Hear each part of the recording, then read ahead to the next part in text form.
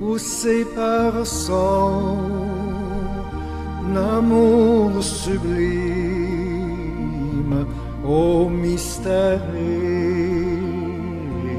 éternel. Amour divin, grâce infinie, Jésus m'a pardonné.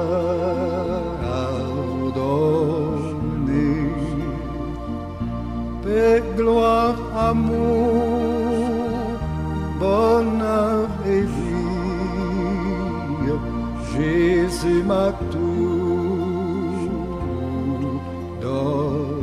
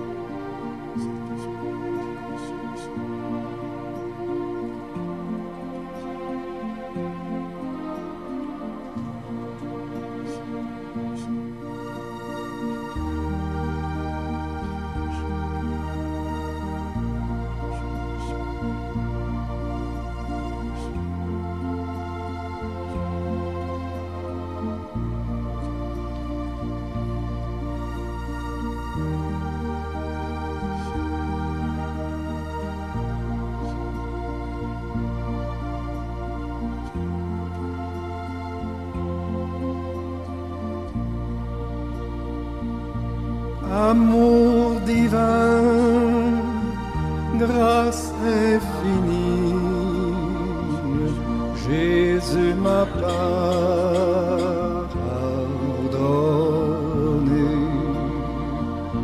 Paix, gloire, amour, bonheur et vie,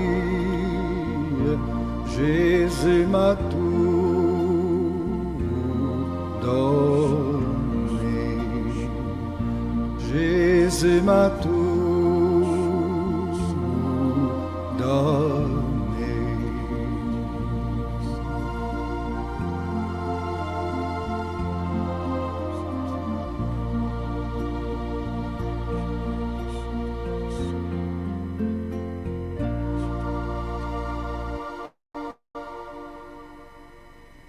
Malamu encore nakuma melio kolo nanga oza malamu oza malamu kolo bekane kulusu omipesaki Yesu oza malamu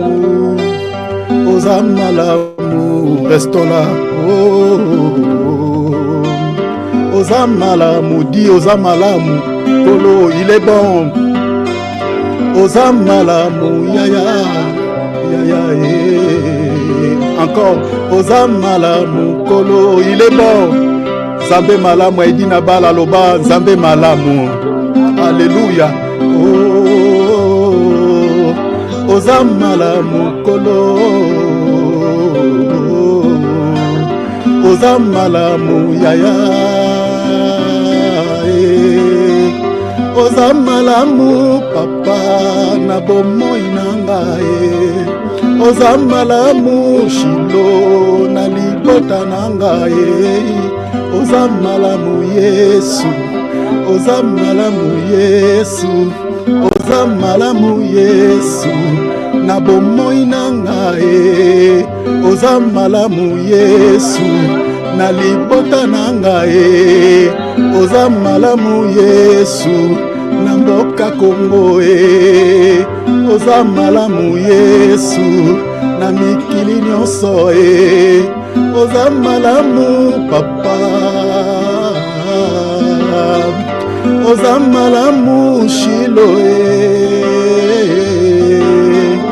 oza malamu Yesu okosaka te oza malamu Yesu otonda bolingo papa oza malamu Yesu otonda bosembo papa, oza malamu Yesu, okosaka te, oza malamu Yesu, na motema na ngai, oza malamu Yesu, oza malamu papa. Alléluia.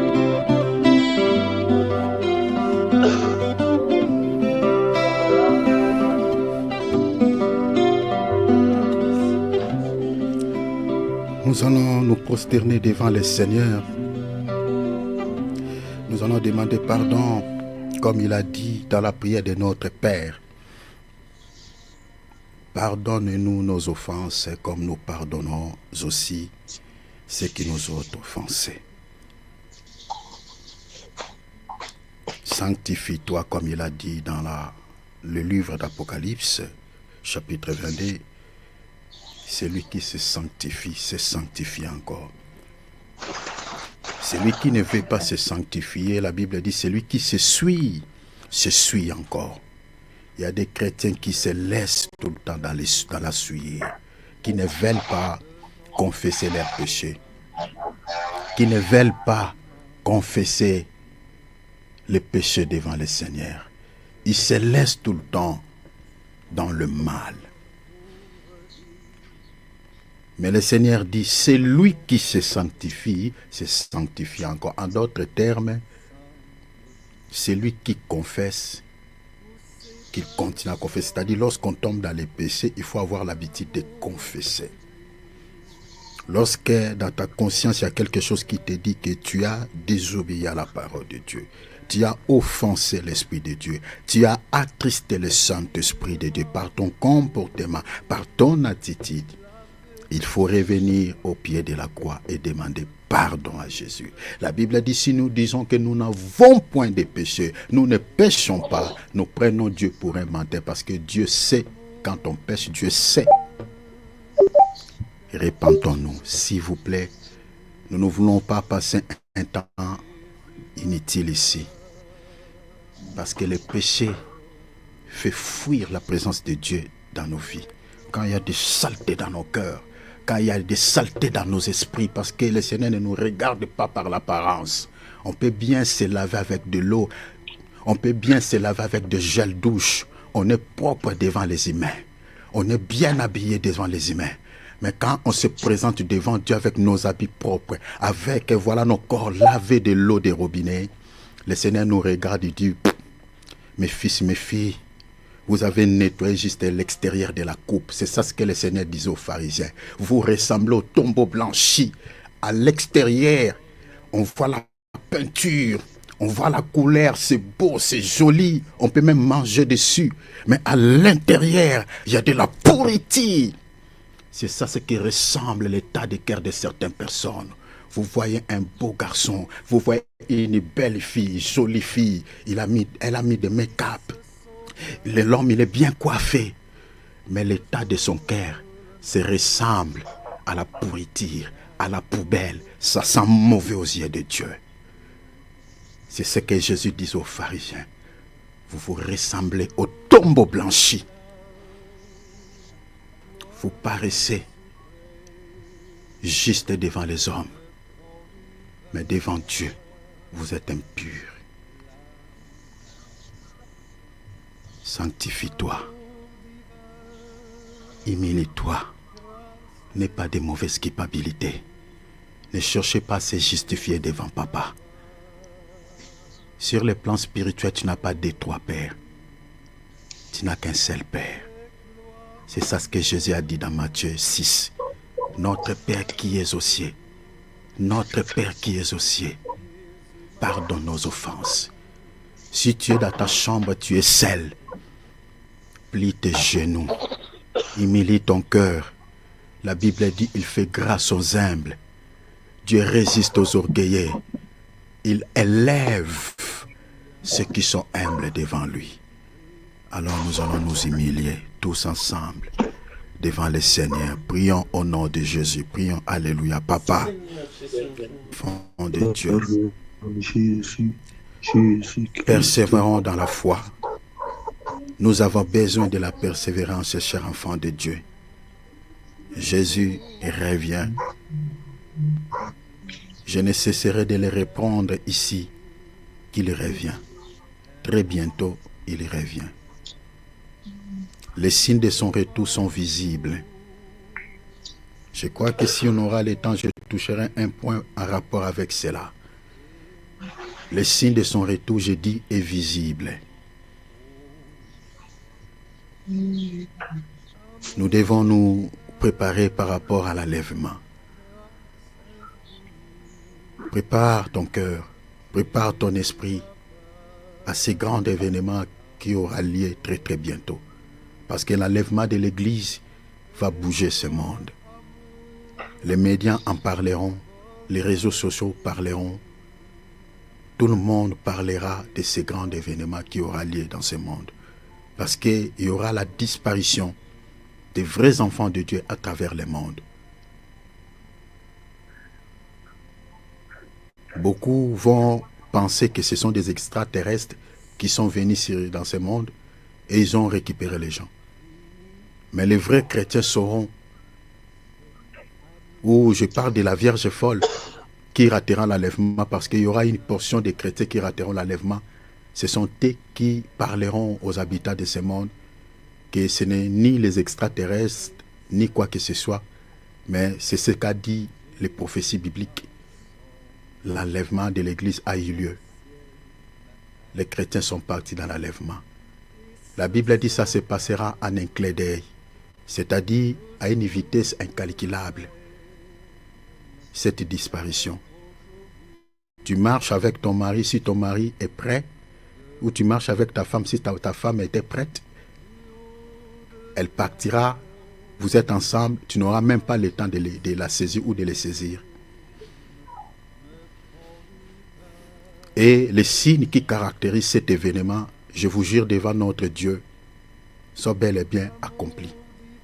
Méditez l'évangile de Matthieu 24, vous allez comprendre ce que nous sommes en train de dire. Dieu voulant, si nous allons finir avant cette année ou le début de l'année prochaine, on parlera sur les prophéties bibliques en rapport avec la situation sur le plan géopolitique par rapport aux prophéties bibliques. Sois comme Habakkuk, rester sur ton poste. Aucune circonstance, aucune situation ne te fasse rater l'enlèvement. Je l'ai dit, je ne cesserai de nous interpeller par rapport à cela, que la vie de ce monde est une vie très courte. Si c'est beaucoup, si Dieu te donne une longue vie sur cette terre, c'est 100 ans. C'est 100 ans. Ça, si Dieu vraiment te donne une longue vie. Alors 100 ans, tu ne peux les comparer avec la vie, une vie sans fin. La vie éternelle, c'est une vie sans fin, une vie pour toujours, une vie de bonheur auprès de Dieu. Alors tu ne peux pas gâcher cette vie-là parce que tu veux vivre une vie heureuse sur cette terre. Eh bien, tu commences à se laisser fouguer dans le mal, dans le péché, en négligeant la vraie vie. Ne néglige pas ton salut éternel. Ne les néglige pas. Tu es en train de se battre pour subvenir par rapport à ta vie. Tu cherches comment tu peux vivre quant à la chair. Mais attention, marcher dans la crainte du nom du Seigneur et une vie d'intimité avec Dieu. Peu importe l'endroit où tu te retrouves, peu importe le milieu où tu te retrouves, même si les gens ne connaissent pas ta vraie identité, je parle en tant qu'enfant de Dieu, ne pêche pas. Marchez dans la crainte du nom du Seigneur. Parce que la seule chose qui fera que certains chrétiens ratent l'enlèvement, c'est le péché chéri.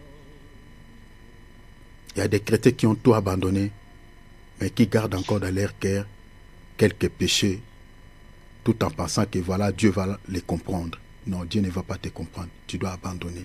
Parce qu'aucune impureté entrera dans les ciels. La Bible dit, sans la sanctification, personne n'héritera les ciels. Personne ne verra Dieu. C'est le moment. Parce qu'après la mort, c'est fichu. Après l'enlèvement, c'est fichu. N'aie pas peur, Ne te culpabilise pas, n'est pas la mauvaise culpabilité, mais fais un effort de se rapprocher de Dieu, parce que Dieu dit, approchez-vous de moi et je m'approcherai de vous. Fais un pas. Pierre a régné le Seigneur lui avait promis, il lui avait dit, toi tu me régneras. 3 fois avant que le coq ne chante 2 fois. Et ce que le Seigneur avait dit, s'est avéré accompli dans la vie de Pierre. Pierre a régné le Seigneur. Mais qu'est-ce que ce dernier a dit? N'a pas eu de mauvaise culpabilité comme Judas Iscariote. Il était prêché par le Seigneur. Comme toi tu écoutes la prédication du Seigneur.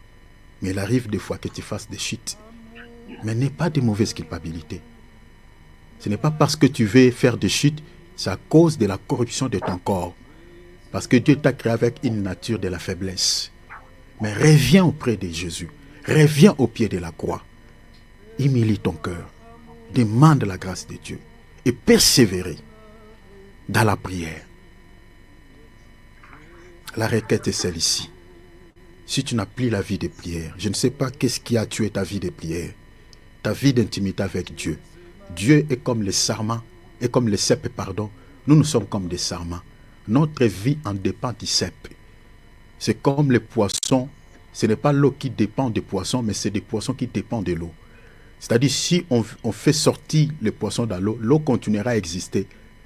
Mais le poisson ne survivra plus. Il mourra. C'est-à-dire, sans Dieu, on n'a pas la vie. Sans Dieu, rien ne marchera. Jésus a dit, sans moi, vous ne pouvez rien. Vous n'avez pas la vie. Rien ne marchera. C'est pour cela qu'il dit, tout sarment qui est déconnecté de moi séchera. Tu es le sarment là. Sans Jésus, tu le sais. Même dans ta conscience, tu sais que moi, ma vie là, c'est compliqué. Alors restez toujours scotché. C'est-à-dire, et la vie de prière. Parce que si tu perds la vie de prière, tu te déconnectes du cèpe. Si tu ne jeûnes pas, tu te déconnectes du cèpe. Si tu médites moins la parole, tu te déconnectes du cèpe. Ce sont ces choses qui nous connectent du cèpe. Qui nous connectent de lui. Si on enlève ça, c'est fini. Et tu verras même dans tes rêves, tes ennemis commencent à se rapprocher. Persévère dans la prière. Demande à Dieu la vie de prière. Qu'il sème cette onction dans ton cœur. Qu'il sème cette onction. Qu'il te donne cette onction. De prier comme Daniel. De prier comme David. Demande la grâce de Dieu, s'il te plaît. Dis, Seigneur, tout seul je ne peux pas. Mais communique-moi l'onction de prier. Communique-moi l'onction de jeûner. Communique-moi l'onction de lire la parole. Je vais faire de la Bible un livre chéri. Un livre que si je la médite pas la journée, Seigneur, je sens comme si quelque chose manque à moi. Seigneur, aidez-moi à consacrer ma vie sur le plan spirituel dans ces choses, dans cet environnement. Demandons l'aide de Dieu. Prions, alléluia, papa.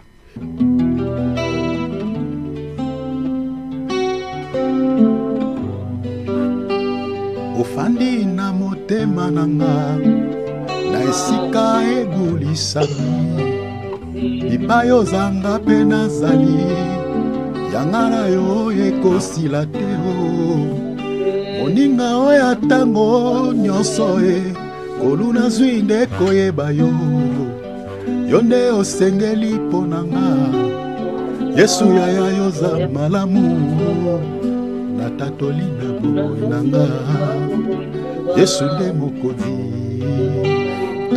natatoli na bomoi na nga Yesu nde mokonzi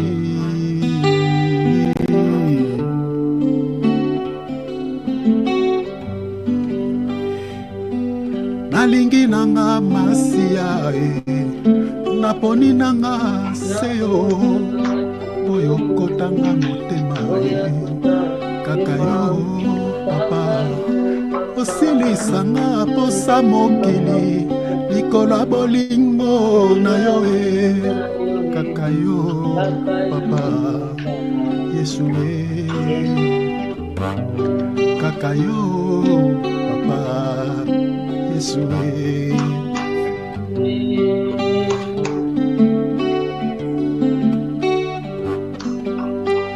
ofandi na motema nanga na esika ebulisami epai ozanga mpe nazali yanga na yo ekosila te o moninga oyo ntango nyonso ngolu nazwi nde koyeba yo yo nde osengeli mpo na ngai Yesu yaya yoza malamu malamu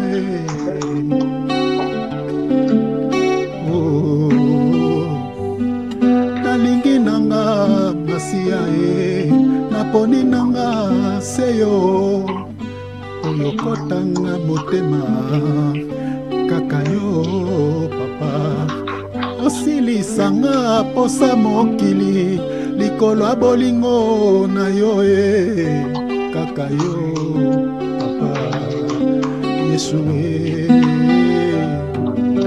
kaka yo masiya kaka yo papa Yesu kaka yo masiya nga.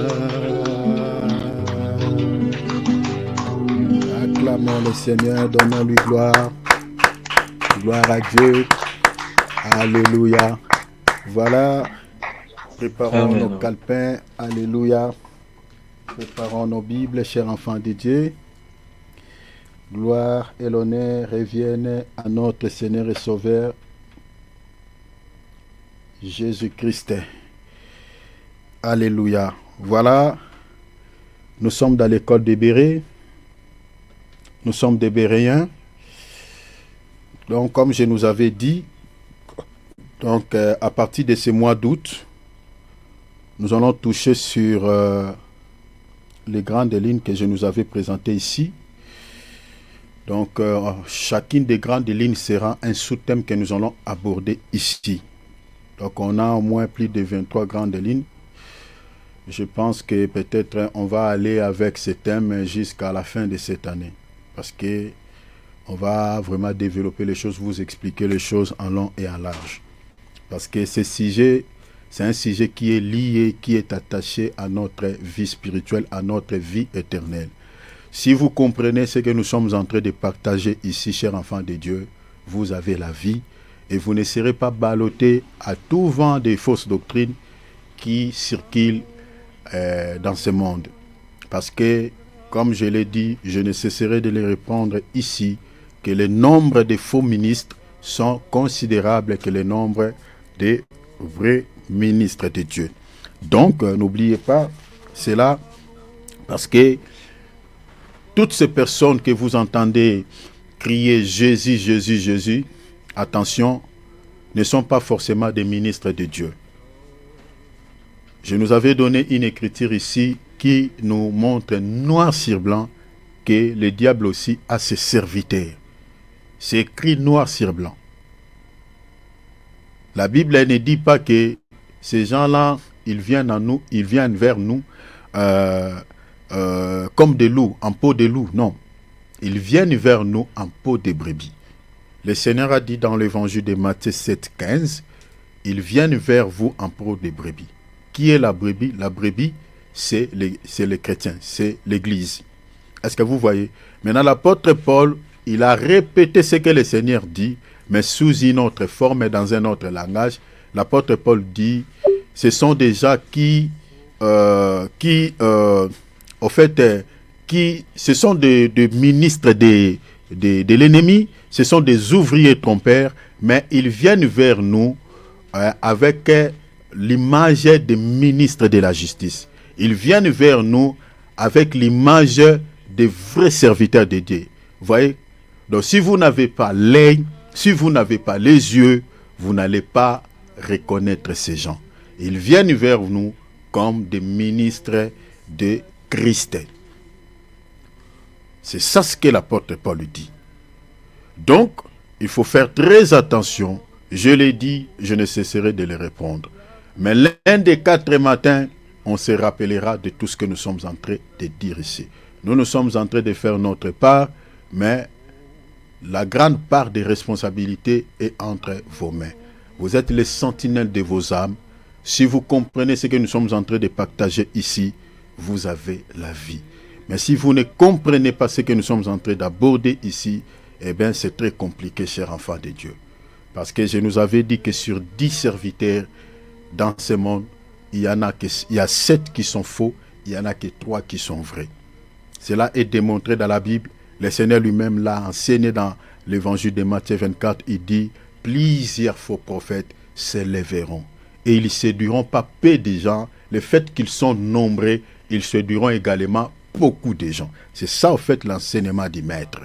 Donc, en d'autres termes, ils auront des grandes églises, ils auront des méga-churches, comme on dit en anglais. Donc, toutes les grandes églises que vous voyez à travers le monde, faites vos attentions. Vérifiez les messages. Je vous avais dit, ne dites pas seulement que cette grande église, c'est une fausse église, mais vérifiez l'enseignement. Si vous voyez, je vous avais donné quelques qualités ici pour reconnaître un ministre authentique. La première qualité pour reconnaître un véritable serviteur de Dieu, je vous avais dit, est qu'il condamne les péchés dans son enseignement. Même ici, il parle d'autres choses. Même ici, il va parler sur un autre sujet. Vous allez voir, souvent, il a l'habitude de faire un peu le ricochet en parlant sur la sainteté, en condamnant les péchés. Je vous avais dit ceci. Si vous êtes en face d'un serviteur de Dieu, qui n'a pas l'habitude d'exposer les péchés dans ses messages, qui n'a pas l'habitude de condamner les péchés dans ses prédications, bien aimé, je vous avais dit qu'à 90% qu'il soit un faux prophète. Parce que le rôle de tout ministre de Dieu, c'est de pouvoir ramener les enfants de Dieu à la repentance. C'est tous les jours. Jean-Baptiste, notre modèle, avait quel message? Il avait le message de la repentance. Et retenez que la repentance est attachée au royaume. Jean-Baptiste prêchait la repentance, il disait, repentez-vous car le royaume des cieux est proche. S'il n'y a pas la repentance, il n'y a pas l'accès au ciel. Il n'y a pas le royaume. Jésus-Christ est venu après Jean-Baptiste. Matthieu 4, 17, il a prêché sur la repentance. Le maître, notre modèle, le fondement de l'église. Son message était la repentance. Donc si du moins les ministres que nous avons aujourd'hui sont envoyés par le Seigneur Jésus-Christ, ils doivent également marcher sur les traces de leur maître. Mais si on voit les ministres qui sont aujourd'hui, dans leur prédication, ils ont éradiqué le message de la repentance, ils ne prêchent pas sur la repentance, ils ne prêchent pas sur l'abandon du péché, eh bien, allez-y comprendre, est-ce qu'ils sont réellement envoyés par le Seigneur? Ils sont réellement mandatés par le Seigneur Jésus-Christ? Question mark. Vous avez la réponse. La première qualité d'un vrai ministre de Dieu, c'est de condamner le péché dans son message, exposer le péché. Parce que la nature adamique que nous avons, c'est une nature qui aime trop le mal. Même nous qui vous prêchons la parole, nous courons vers la perfection. On n'a pas tout abandonné dans la vie. Nous avons quelques scories dans nos... Voyez, c'est pour cela que la Bible compare Dieu comme un potier, voyez, qui donne la forme à l'argile.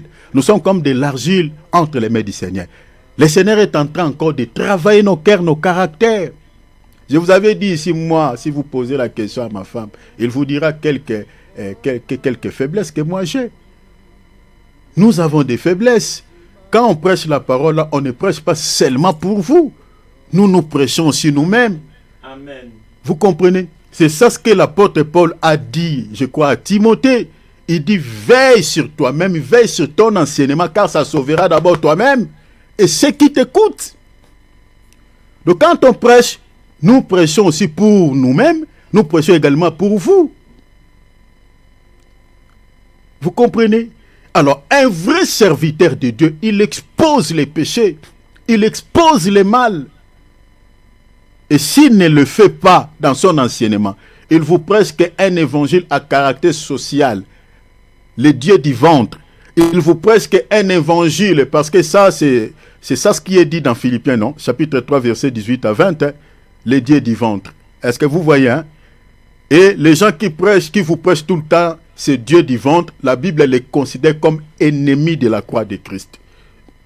L'œuvre accomplie par le Seigneur à la croix de Golgotha sont ennemis.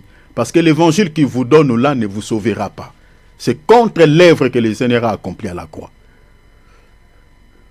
Si on vous prêche tout le temps sur les matu-vies, les choses de ce monde, il n'y a pas la vie, vous n'avez pas la vie.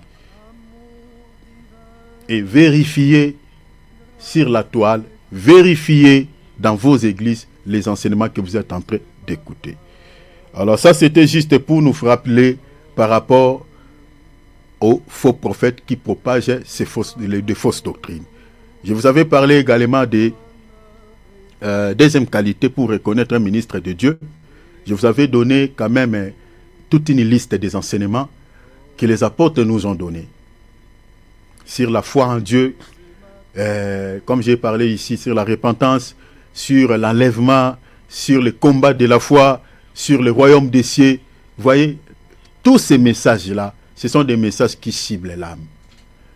Et si on ne vous prêche pas sur ces genres de messages, vous n'avez pas la vie. C'est très compliqué. Alors, nous nous sommes attelés à cette question. D'où vient l'inspiration de la sainte doctrine et celle des fausses doctrines selon les saintes écritures? Nous sommes attelés là. Alors, la réponse que nous avons donnée concernant la sainte doctrine est la suivante. Elle est inspirée par l'esprit de vérité, soutenue par les ministères des anges de Dieu et propagée par des serviteurs fidèles de Dieu. C'est ça ce que vous devez retenir. Je suis ici dans les récapitulatifs, donc je fais la récapitulation pour vous donner quand même l'image là où nous nous sommes attelés. La sainte doctrine est inspirée par l'esprit de la vérité, l'esprit de vérité, soutenu par les ministères des anges de Dieu et propagé par des serviteurs fidèles de Dieu. Tandis que les fausses doctrines sont inspirées par l'esprit de l'erreur, n'oubliez pas. Aujourd'hui, c'est ça ce que je vais développer. Je vais vraiment avancer par la grâce de Dieu. Les fausses doctrines sont inspirées par l'esprit de l'erreur. Vous connaissez déjà qui est l'esprit de l'erreur dans la Bible. Soutenu par des démons, ou les anges de Dieu, si vous voulez, et propagé par des faux ministres, des ouvriers trompeurs ou des faux prophètes. Parce que quand on parle des faux prophètes, ne prenez pas seulement ces termes, mais bon, faux prophète veut dire tout simplement un prophète qui propage la fausse doctrine. Non, faux prophète, même un pasteur, il est aussi faux. Un faux pasteur, pardon, qui propage des fausses doctrines, il est aussi un faux prophète. Un faux prophète, c'est juste aussi un langage. Vous comprenez? On peut dire aussi faux pasteur, faux évangéliste, faux apôtre. Mais retenez que quand on parle de faux prophète, il n'est pas question seulement d'un faux prophète en tant que ministre de l'iniquité. Non. Ça peut parler aussi d'un faux pasteur qui prêche une fausse doctrine. Il est aussi un faux prophète. Donc c'est ça ce qu'il faut comprendre par rapport à ces langages. Alors, sur quel fondement biblique affirmons-nous que la sainte doctrine tient son inspiration de l'esprit des vérités? C'est quel fondement biblique? Voici les passages bibliques qui le confirment. 2 Pierre chapitre 1 verset 21, 1 Pierre chapitre 1 verset 10, 11. Vous avez déjà ces versets, et puis l'épître aux Hébreux chapitre 1 verset 14. Si vous lisez tous ces passages, vous allez voir que ce que nous sommes en train de dire, c'est confirmé dans tous ces passages bibliques-là. Alors, nous avons tantôt dit ceci, que les anges de Dieu, retenez ce que je suis en train de dire, parce que ici, je vous explique directement sur la notion de l'angéologie. Parce que ça fait partir aussi, je crois, des grandes lignes, je pense, des grandes lignes que je vous avais données ici. Je vous donne déjà quelques notions sur l'angéologie, parce que il y a un enseignement sur l'angéologie qui est propagé par les faux prophètes. N'oubliez pas. Parce que l'angéologie qui est propagée par les faux prophètes, cher afin de dire, faites-vous attention. Parce que vous tomberez sur des vidéos, sur la toile, bien aimé, où on parle sur l'angéologie. Mais faites-vous attention, parce qu'il y a un enseignement qui est propagé sur les faux prophètes concernant l'angéologie, et puis les sacerdoces, ou les sacerdotalismes, si vous voulez. Donc, il faut faire très attention. On vous parlera sur les sacerdoces ici, on vous parlera également sur l'angéologie. Mais ici, je vous donne déjà une petite notion sur l'angéologie. Pourquoi? Parce que l'angéologie qui est propagée par les faux prophètes, bien aimé, c'est une fausse doctrine. Parce que les faux prophètes expliquent certains, ils parlent de certains anges, ils donnent certains noms des anges qui ne se justifie pas dans des Bibles que nous détenons, qui est composée de 66 livres. Vous allez entendre, par exemple, chez les faux prophètes, on vous parle d'un ange qui s'appelle, par exemple, Raphaël. Parce que ça, si vous allez dans la Bible de l'Église catholique, vous trouverez le nom de cet ange-là, Raphaël. Mais dans les Bibles que nous avons, qui est composée de 66 livres, il n'y a pas le nom de cet ange. Excepté seulement dans les Bibles, la Bible de Jérusalem de l'Église catholique ou dans la Bible Tob. Parce que là-bas, il y a des ajouts, même des livres, entre guillemets, des livres apocryphes. Vous allez avoir, vous trouverez des livres comme le livre de Judith, Tobie, nanani, nanana. Vous trouverez les noms des anges sur l'angéologie qui est propagée par les faux prophètes, les noms des anges comme, par exemple, Itiolé, Haoua, les noms des anges comme ça. Dans les Bibles que nous détenons, il n'y a pas les noms de ces anges-là. Ça, c'est dans la géologie qui est propagée par les faux prophètes. Et les anges dont on parle là-bas, les noms de ces anges, en réalité, ce ne sont pas des anges saints, mais ce sont des démons. Et dans la géologie qui est propagée par les faux prophètes, c'est-à-dire un chrétien ou un homme de Dieu a le pouvoir d'activer les anges, de commander aux anges. Alors que, selon la sainte doctrine, ce n'est pas possible. Dieu ne nous a pas donné ce pouvoir d'activer les anges, ou de commander aux anges, ou de libérer les anges, ou d'ordonner aux anges. Dieu ne nous a pas donné ce pouvoir. Ce pouvoir revient à Dieu lui seul, qui peut commander aux anges, qui peut activer les anges. Comme on avait vu dans l'épître des Hébreux, chapitre 1, verset 14, vous pouvez lire également Apocalypse, chapitre 1, verset 1. C'est le Dieu qui envoie ses anges. C'est le Dieu qui commande les anges. Vous lirez la Bible de Genèse à l'Apocalypse. Nulle part vous trouverez même un prophète qui avait invoqué un ange. Il n'y en a pas. Il n'y en a pas. Un prophète ou un apôtre qui avait invoqué les anges. Il n'y en a pas. Est-ce que vous comprenez cela? Il n'y en a pas. Ça n'existe pas. Mais c'est seulement certains soi-disant ministres d'aujourd'hui. Si vous regardez leur culte, vous allez voir un serviteur qui est en train d'activer les anges. Je libère les anges, j'active les anges, nanani nanana. Les anges là qu'il est en train d'activer, ce n'est pas les anges de Dieu, ce sont des démons. Parce que les anges de Dieu ne viendront pas. Ils obéissent qu'à Dieu lui seul. Ils obéissent qu'à Dieu. Les anges là qui sont libérés, il y a certains chrétiens qui, j'ai vu un ange ici, j'ai vu les anges. Les anges là que l'homme de Dieu là, soi-disant, il a activé là, il a invoqué en plein culte, ce ne sont pas les anges de Dieu. Les anges de Dieu viennent sous l'ordre de Dieu. Ils sont libérés sous l'ordre de Dieu. L'ordre donné par Dieu. Alors, j'avais tantôt dit ceci, que comme je viens de dire que le ministère ou la sainte doctrine est inspiré par l'Esprit de Dieu, soutenu par les anges de Dieu, propagé par des ministres fidèles de Dieu, j'avais dit ceci par rapport aux anges, que les anges de Dieu n'ont pas seulement rôle dans l'église d'opérer seulement les miracles, uniquement les miracles.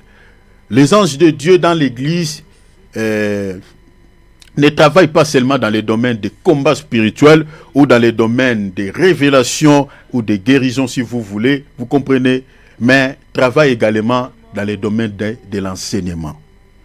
Retenez cela, n'oubliez pas cela, parce que peu de chrétiens savent cela.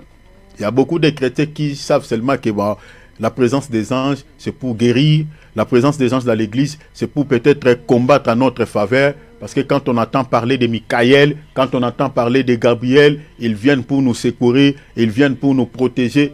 Les anges de Dieu, oui, ils sont dans tous ces domaines-là. Les anges de combat existent, les anges de guérison existent, les anges de guérison, de délivrance existent, les anges de bénédiction, ils existent. Vous voyez, les anges travaillent dans plusieurs domaines. Si vous lisez par exemple, je peux vous donner quelques passages bibliques. Si vous lisez par exemple dans Luc chapitre 1 verset 11-19, vous lisez également, je vous donne quelques versets, vous lisez également Juge chapitre 13 verset 2 à 3, vous allez voir ici les contextes sur lesquels Dieu avait envoyé Gabriel, c'était pour accorder la maternité à ses enfants. Selon les écritures que je vous ai données, dans la vie de Zacharie par exemple, Zacharie avait un problème de maternité, la stérilité de sa femme. Dieu avait envoyé Gabriel pour accorder la maternité à Zacharie. Est-ce que vous voyez cela? Mais vous allez voir le même Gabriel. Si vous lisez dans Daniel chapitre 9 ou 21 à 22, Daniel 22, 6, 8 à 9, vous allez voir que le même Gabriel dans la vie de Daniel n'était pas venu pour accorder la maternité, mais pour enseigner Daniel, instruire Daniel. Est-ce que vous voyez cela? Ça, c'est ce que les anges font. Parce qu'il y a beaucoup de chrétiens qui pensent que les anges ne travaillent que dans les domaines de guérison, de délivrance, de combat spirituel. Non, les anges de Dieu travaillent également dans les domaines de l'enseignement. Les anges de Dieu nous empêchent de prêcher de fausses doctrines. Les anges de Dieu travaillent dans les domaines de nous instruire, vous voyez, afin de bien prêcher la parole, de prêcher la parole de Dieu avec précision. Nous instruisent sur les anges de Dieu. Donc il faut comprendre cela. Les anges de Dieu travaillent dans les domaines de guérison. Si vous lisez par exemple dans Jean chapitre 5 verset 4, vous allez voir ici les contextes sur lesquels Dieu envoyait ses anges, c'était pour guérir les malades. Vous voyez, guérir les malades. Si vous lisez par exemple dans Exode 14, 19 ou 20, 2 Rois 19, 34 et 35, Nombre 22, 22, 35, vous lisez également Daniel 10, 12, 13, Daniel 10, 12, 13, 20 à 21, Josué 5, 13 à 15. Vous allez voir les contextes sur lesquels Dieu envoyait ses anges ici. C'était pour combattre en faveur de son peuple. Donc, je vous ai donné tous ces passages pour vous expliquer que les anges de Dieu travaillent dans tous ces domaines. Parce que dans l'Épître aux Hébreux, chapitre 1er, verset 14, la Bible nous explique, nous parle sur le ministère des anges. Vous comprenez? La Bible dit que sont tous des esprits au service de Dieu. Dieu envoie ses anges pour exercer un ministère en faveur de ceux qui doivent hériter du salut. Or, ceux qui doivent hériter du salut, c'est-à-dire les chrétiens, nous l'Église. Mais maintenant, les contextes sur lesquels Dieu les envoie, c'est ça ce que je vous ai dit tout à l'heure. Ils travaillent dans les domaines de combat spirituel, ils travaillent dans les domaines de guérison, ils travaillent dans les domaines de délivrance, ils travaillent dans les domaines de l'enseignement. Pourquoi je suis allé là-bas? C'est pour nous dire que il est impossible à un vrai serviteur de Dieu qui est mandaté par Dieu, sur qui son ministère est soutenu par le ministère des anges, propage de fausses doctrines. C'est impossible. Un ministre de Dieu authentique ne peut pas prêcher de fausses doctrines. Parce que fait les anges? Quel est le rôle des anges?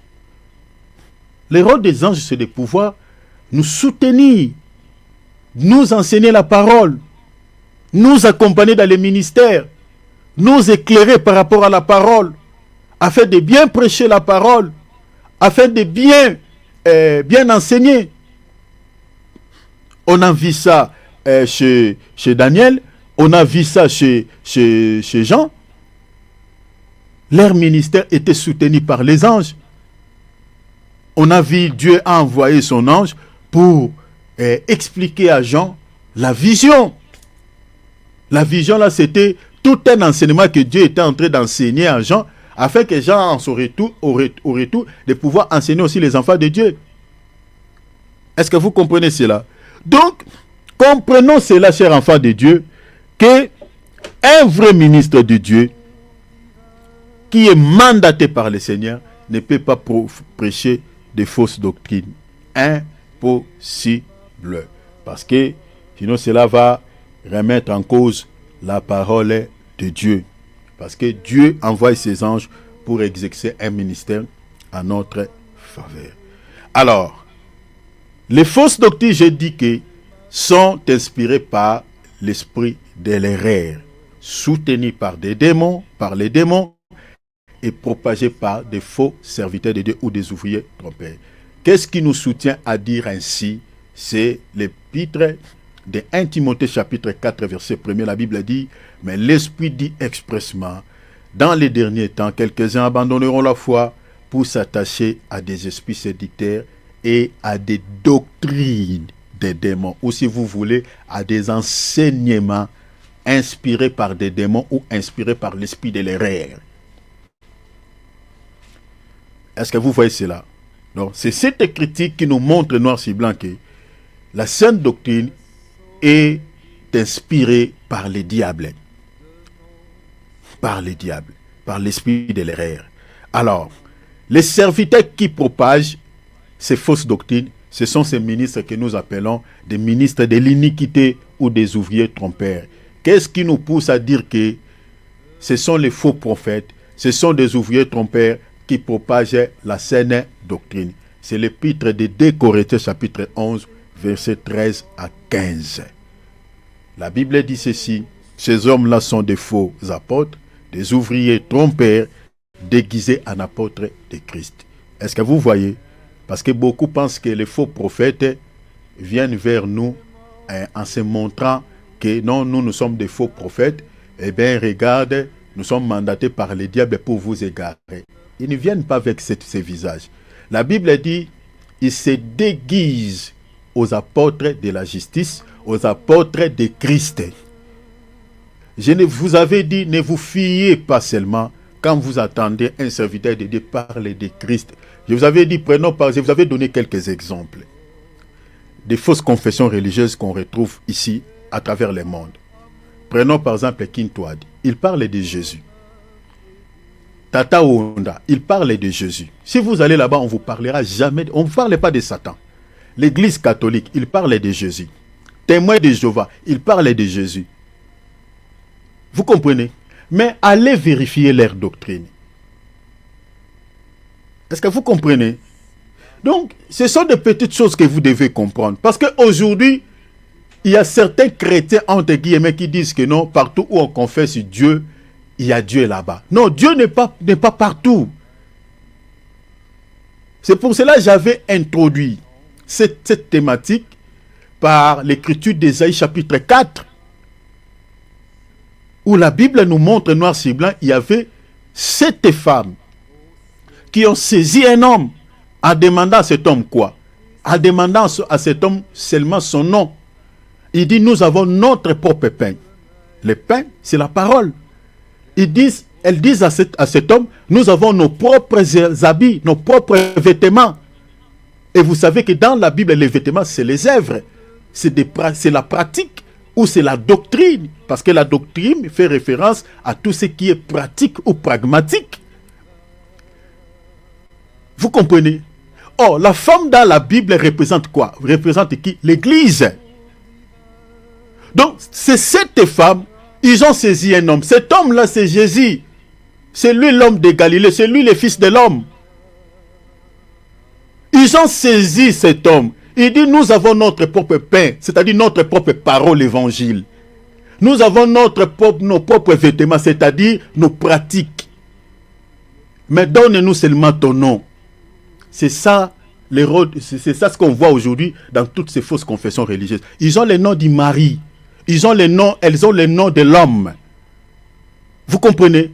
Mais vérifiez leur évangile. Ils ont leur propre évangile à eux.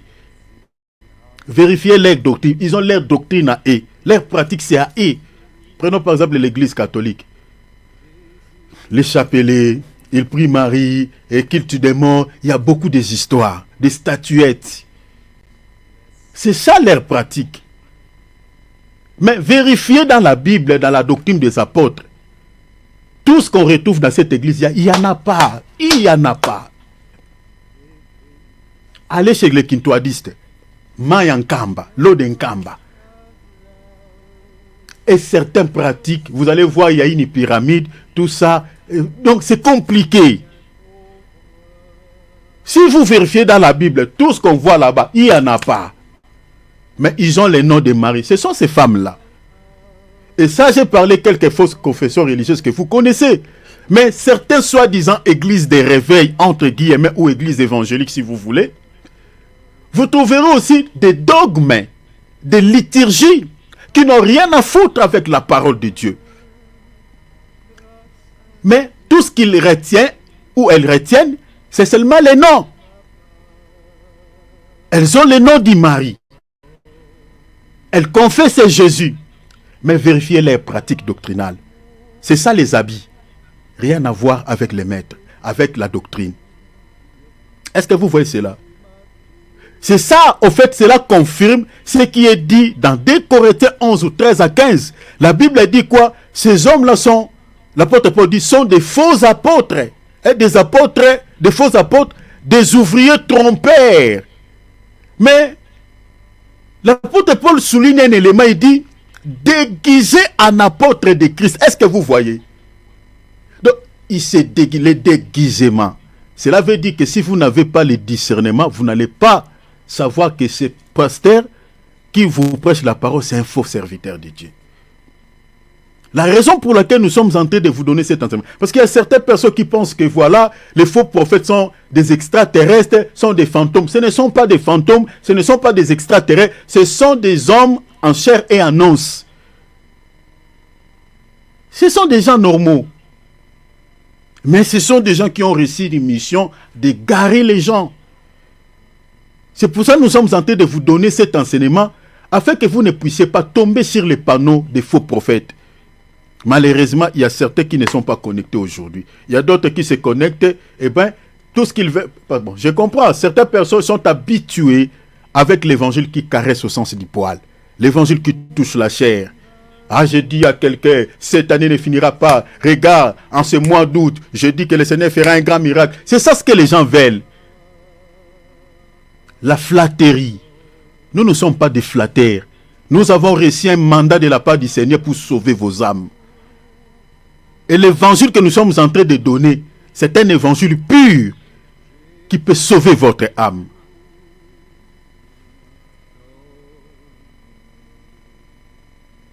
Faisons attention. Donc, comme je l'ai dit tout à l'heure, selon la Bible, l'esprit de l'erreur n'est autre que l'aveuglement spirituel.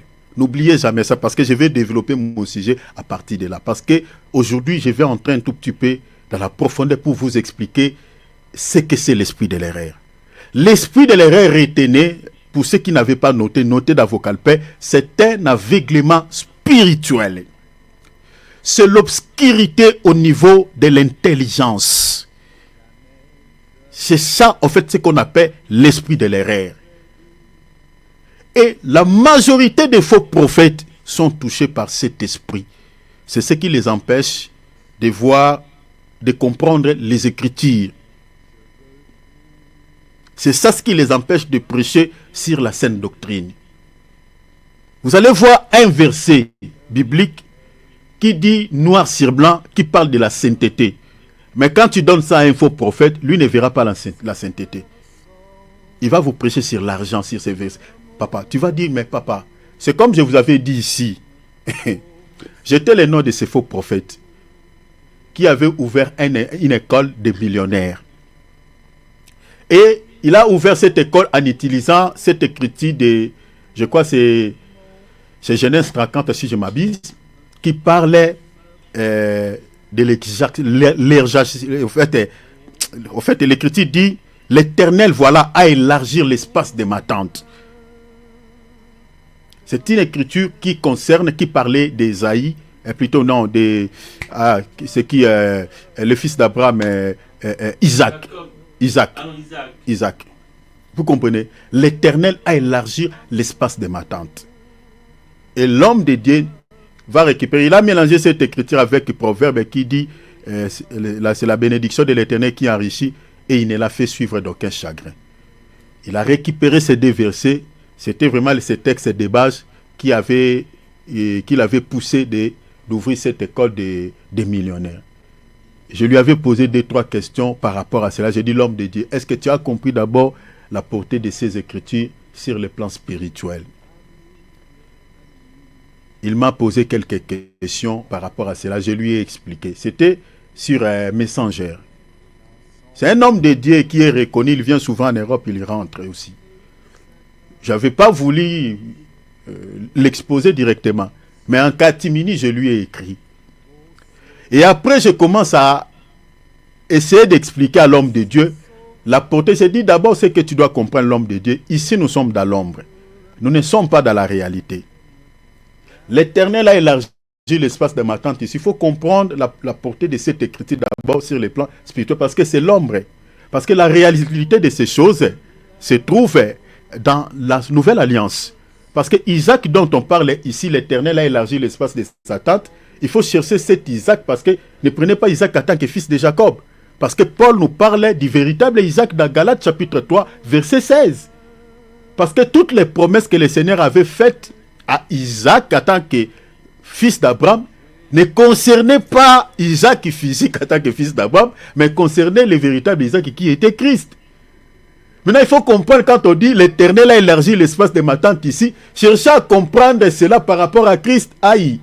Quand je commence à développer les démons qui étaient en lui, aïe, l'homme de Dieu, il m'a insulté. Il m'a dit à Lingala Yosa Liboma, c'est-à-dire tu es fou. Tout ça. Alors que je l'expliquais des choses de manière pragmatique, de manière concrète. Est-ce que vous comprenez? Donc ce sont des gens qui ont l'obscurité au niveau de leur intelligence. Donc la Bible est là, mais ils ne voient pas les Écritures, ils ne comprennent pas. Est-ce que vous voyez cela? Ils ne comprennent pas les Écritures. Donc, comprenez cela, chers enfants de Dieu, que l'esprit de l'erreur, c'est un aveuglement spirituel, c'est l'obscurité au niveau de l'âme. Mais regarde, je vais vous expliquer quelque chose. Retenez ceci, s'il vous plaît. Que ce soit sur le plan physique ou spirituel, toute compréhension passe par des principaux canaux sensoriels. Retenez cela. Je reprends. Toute compréhension, je parle que ce soit sur le plan physique ou sur le plan spirituel, passe par des principaux canaux sensoriels. 1. La vue. 2. L'ouïe. Ou si vous voulez, les yeux et les oreilles. Bien-aimés, si vous avez les oreilles abîmées, vous êtes sourd. Si vous ne voyez pas, vous êtes aveugle. Vous n'allez rien comprendre dans la vie. Ça, je parle d'abord sur le plan physique. Vous savez, si quelqu'un est sourd, à travers la vie, il peut étudier. Il peut comprendre les choses. Si quelqu'un est aveugle, à travers lui, il peut étudier, il peut comprendre les choses. Mais si ces deux organes sont abîmés, cher enfant de Dieu, c'est fini. C'est fini. Donc c'est comme un mort mais vivant. Cette personne aura du mal à comprendre tout ce qui se passe sur la terre.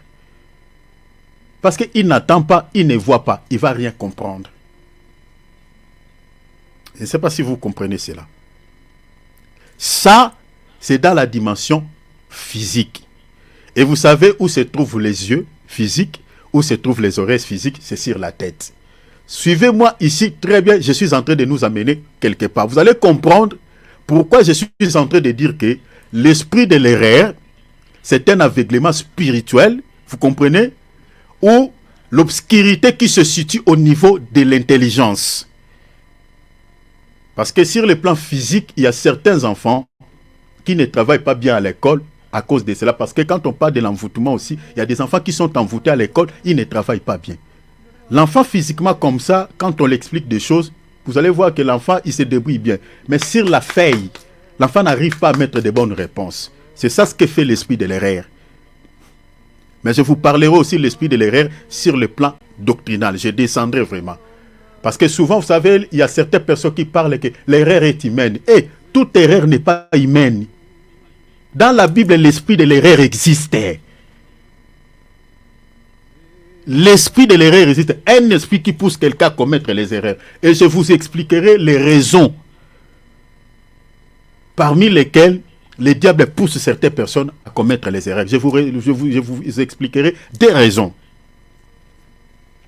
Alors ici, je suis d'abord dans la spiritualité. Donc vous comprenez, je dis que ce soit sur le plan physique ou spirituel, toute compréhension passe par des principaux canons sensoriels, parmi lesquels, nous avons la vue, et lui, ou les yeux et les oreilles.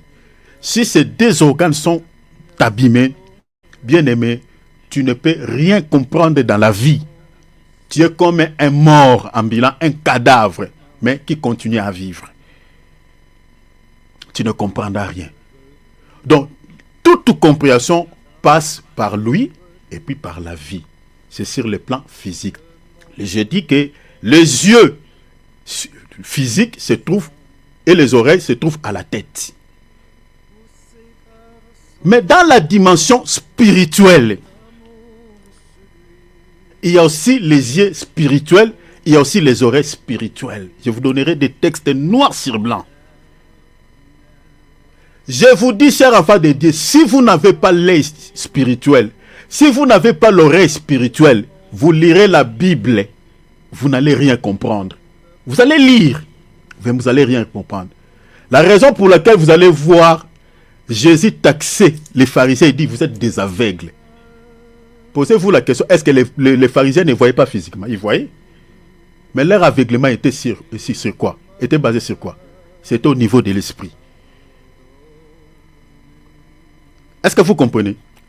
C'est au niveau de l'âme. Donc, au niveau de l'esprit, bien aimé, il y a aussi les yeux de l'esprit. Attendez, je vous donne une écriture. Pour ne pas dire, ah, frère, donnez-nous une écriture. Regarde. Regarde. Où se situent les yeux de l'esprit et les oreilles de l'esprit?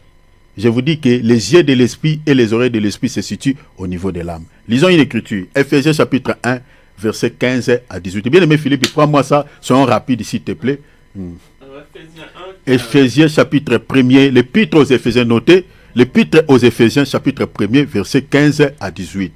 Suivez-moi très bien, je suis en train de nous amener quelque part parce que je suis en train d'expliquer ce que fait l'esprit de l'erreur. Qu'est-ce que l'esprit de l'erreur? Parce que nous avons même plusieurs chrétiens qui sont touchés par cet esprit. C'est-à-dire, ils ont des Bibles. Ils lisent, mais ne comprennent pas. Il y a aussi certains serviteurs. Et beaucoup de chrétiens prient dans les églises des faux prophètes. Pourquoi? Parce qu'ils sont aussi possédés par l'esprit de l'erreur. Il y a une sorte de l'obscurité au niveau de leur intelligence. L'aveuglement, il y a un voile. Donc si le Seigneur ne leur fait pas grâce, ces chrétiens-là, ils ne seront jamais sauvés. Il y a une sorte de voile. La raison pour laquelle vous allez remarquer, il y a certaines personnes qui prient dans les fausses confessions religieuses, vous pouvez leur dire que mon frère, ma soeur, dans l'église où tu pries, tu ne seras jamais sauvé. C'est une fausse église. C'est une fausse... Il peut même t'insulter. Il peut même t'insulter. Vous savez pourquoi? Parce que c'est quelqu'un qui est possédé par l'esprit de l'erreur. Il ne peut pas comprendre ce que vous êtes en train de le dire. Prenons par exemple, il y a certains qui disent que nous sommes des chrétiens catholiques. Nous allons mourir catholiques. Nous sommes nés catholiques, nous mourrions catholiques. Vous allez mourir catholique, vous partirez en enfer. Continue à prier Marie. Continue à prier avec des chapelets. C'est dans l'au-delà que tu comprendras que tu étais sur le chemin qui te conduisait en enfer. Certains qui prient à Kintoad utilisent de l'eau de Kamba, Pévalon ou de l'eau. Mais si vous confessez réellement Jésus, mais vérifiez dans la Bible que vous détenez. Est-ce que Jésus utilisait l'eau pour guérir les malades? Les apôtres utilisaient l'eau pour guérir les malades. Pourquoi vous utilisez l'eau? Vous avez pris ça où? On a dit ce qu'on ne vient pas. J'avais dit ici, le Seigneur peut te révéler. Peut-être si tu es malade ou quelqu'un qui est malade peut t'inspirer, parce que la révélation souvent peut aller au-delà des écrits. Le Seigneur peut t'inspirer de prendre de l'eau pour prier pour l'eau et puis donner à quelqu'un qui est malade ou qui est souffrant. Vous comprenez? Pour pouvoir les guérir comme un point de contact. Le Seigneur peut se servir. Mais ça ne sera pas tout le temps. Bien aimé, tout ce qui devient un système, tout ce qui est devenu un système, tout ce qui est devenu inhabituel, bien aimé, ce n'est plus Dieu. Ce n'est plus Dieu, c'est l'ennemi. Tout ce que Jésus nous a laissé dans sa parole pour guérir les malades, pour faire je ne sais pas n'importe quoi, cher enfant de Dieu, c'est son nom. La Bible dit, je crois dans Colossiens, la Bible dit, tout ce que vous faites en parole ou en acte, faites tout au nom de Jésus. Point barre. C'est le nom de Jésus. Donc, si tu présentes de telles vérités à certains chrétiens qui prient dans certaines confessions, fausses confessions religieuses, ils ne vont pas accepter cela. Pourquoi? Parce qu'ils sont possédés par l'esprit de l'erreur. Et je suis en train de développer ces messages en vous disant que l'esprit de l'erreur, c'est un aveuglement spirituel. C'est l'obscurité au niveau de l'intelligence. Pourquoi? Parce que il y a des principaux canaux sensoriels qui nous aident à comprendre les choses. Que ce soit sur le plan physique, que ce soit sur le plan spirituel. Parmi ces deux principaux canaux sensoriels, je parle de la vue, je parle des oreilles. Si quelqu'un ne voit plus, si quelqu'un n'entend plus, il ne comprendra rien dans la vie. Même sa compréhension sera bloquée, il sera comme un mort. Ça, c'est sur le plan physique. Et sur le plan spirituel, c'est pareil. Si vous n'avez pas les yeux de l'esprit, vous n'avez pas les oreilles de l'esprit, vous n'allez rien comprendre à ce qui concerne les choses de Dieu. C'est ça ce que Jésus disait aux pharisiens, vous êtes des aveugles. Mais les pharisiens avaient des yeux physiques, ils voyaient. Mais sauf que les yeux de l'esprit, ces derniers ne les possédaient pas. Les oreilles de l'esprit, ces derniers ne les possédaient pas.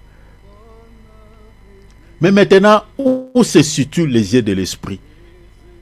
Et quelle est cette écriture qui nous pousse à dire que les yeux de l'esprit existent? On va lire quelques passages. Allez-y mon frère, lisons d'abord Ephésiens chapitre 1er, versets 15 à 16. Vous allez comprendre. C'est pourquoi, moi aussi, ayant entendu parler de votre foi au Seigneur Jésus et de votre amour... Est-ce que tu as commencé dans quel verset? 15. Ok, allez-y. Je reprends. C'est pourquoi, moi aussi... Allez directement dans les versets 16, s'il te plaît. D'accord. Je ne cesse de rendre grâce pour vous. Je ne cesse de rendre grâce pour vous. Je fais mention de vous dans mes prières. Faisant mention de vous dans mes prières. Afin que le Dieu de notre Seigneur Suivez bien cette lecture. Afin que le Dieu de notre Seigneur Jésus-Christ, le Père de gloire, vous donne un esprit de sagesse. Vous donne un esprit de sagesse. Et de révélation, dans sa connaissance. Vous voyez d'ici, l'apôtre Paul est en train de parler sur la notion de la connaissance, de la compréhension, de la connaissance. Vous comprenez que Dieu vous donne son esprit, l'esprit de sagesse et de révélation. Vous comprenez? Il était en train de parler à ce qui concerne la parole de Dieu. Parce que si vous n'avez pas l'esprit de la sagesse, si vous n'avez pas l'esprit de révélation, bien aimé, vous allez lire la parole et vous n'allez pas la comprendre. Maintenant, il dit que les dieux puissent vous aider à avoir l'esprit de sagesse et de révélation. Il dit quoi? Dans sa connaissance. Suivez bien cette lecture. Et puis il a souligné un élément hyper important. Allez-y mon frère. Qu'il illumine les yeux de votre cœur. Il dit qu'il illumine les yeux de votre cœur. Attention. Le cœur dont on fait mention ici, ce n'est pas le cœur en tant qu'organe qui coule le sang. Mais c'est le cœur en tant qu'âme. En tant qu'esprit. Est-ce que vous avez vu? Illumine les yeux. Les yeux. Mais les yeux là où? Les yeux qui se trouvent dans le cœur? Non. Les yeux qui se trouvent dans le cœur. Est-ce que vous voyez ça? Les yeux spirituels existent selon cette écriture. L'apôtre Paul, que le Dieu illumine les yeux de vos cœurs. Et je vous dis, beaucoup de serviteurs de Dieu n'ont pas ces yeux. Vous savez pourquoi l'apôtre Paul dit « illumine les yeux de vos cœurs ». Vous savez, si les yeux n'ont plus la lumière, c'est-à-dire vous êtes devenu aveugle. Et vous êtes aveugle. Si les yeux n'ont plus de lumière, c'est que vous êtes aveugle. En fait, c'est ça la pensée. Parce que la Bible dit quoi? L'œil est la lampe du corps. Hein? Je lisais Matthieu chapitre 6 quelque part, verset 22. L'œil est la lampe du corps. Donc la lampe du corps, c'est l'œil. C'est ça ce qui te permet de voir les chemins. C'est ça ta lumière. Maintenant, ici, l'apôtre Paul dit que le Dieu illumine quoi? Les yeux de vos cœurs. En d'autres termes, vous êtes aveugle. Vous comprenez? Vous êtes aveugle. Maintenant que le Seigneur puisse enlever cet aveuglement au niveau de vos yeux spirituels. Que vous ayez la lumière sur vos yeux afin que vous puissiez voir les Écritures. Parce que, continuez, il dit, il y a un détail. Pour que vous sachiez quelle est l'espérance. Il dit, pour que vous sachiez quelle est l'espérance, continuez. Qui s'attache à son appel. Qui s'attache à son appel. Quelle est la richesse de la gloire de son héritage? Quelle est la richesse de la gloire de son héritage qu'il réserve aux saints? Un élément important, il dit ici, il dit qu'il illumine les yeux de vos cœurs pour que vous sachiez. En d'autres termes, pour que vous compreniez. Vous comprenez? Pour que vous sachiez, pour que vous compreniez. Vous voyez? Donc, en d'autres termes, s'il n'y a pas la lumière sur les yeux de vos cœurs, vous n'allez rien comprendre à ce qui concerne les choses de Dieu. C'est ça, en fait, la pensée. C'est ça, en fait, ce que l'apôtre Paul veut dire. Mais malheureusement, il y a des chrétiens qui n'ont pas la lumière sur leurs yeux. Ce sont des aveugles. Ils sont des aveugles. La raison pour laquelle il y a des chrétiens qui ont fait des temps et des temps dans nos assemblées. Tu peux lui donner, par exemple, Jean 3,16. Tu dis, fais-nous une exhortation au travers de ces versets. Explique-nous la parole de Dieu ici. Vous allez voir, les chrétiens commencent à balbutier sa bouche. Il dit ceci, il dit, il ne comprend pas. Il ne comprend rien. Et cet esprit-là d'aveuglement se trouve même chez certains ministres de Dieu. Tu peux récupérer par exemple une écriture dans la Torah. Tu dis, bon, la Bible nous parle que Dieu avait créé Adam et Ève, tout ça. Voilà, est-ce que tu peux nous expliquer cette histoire d'Adam et Ève dans la Révélation? Que tu nous parles un peu cette histoire d'Adam et Ève dans la Révélation. Ne nous parlez pas Adam en tant que voilà la première créature de Dieu, tout ça, non. Parlez-nous d'Adam et Ève dans la Révélation. Qu'est-ce que Dieu voulait nous enseigner par cette histoire d'Adam et Ève? Il y a certains ministres de Dieu qui auront du mal à vous expliquer cela. Ça, ce sont des écritures simples. Bon, on nous parle au commencement, Dieu créa les cieux et la terre. Voilà, les ciels, voilà, c'est le ciel bleu que nous voyons là. La terre là, c'est quelle terre? Est-ce que tu peux nous expliquer ces choses dans la spiritualité? Dans la spiritualité, qu'est-ce que Dieu voulait nous expliquer par rapport à la création? Quand il dit, il créa les ciels et la terre, Dieu voulait nous expliquer quoi? Est-ce que tu peux nous expliquer cette terre qui était cachée sous l'eau? La Bible dit, il y avait les ténèbres dans l'abîme. Est-ce que tu peux nous expliquer ces choses dans la spiritualité? Bien aimé, si vous voyez ce que je suis en train de dire. Vous prenez cela, hein, vous donnez ça à quelqu'un qui a fait l'école théologique. Il y a certains qui seront en mesure de vous expliquer, qui ont les dons, hein, qui sont mandatés par Dieu.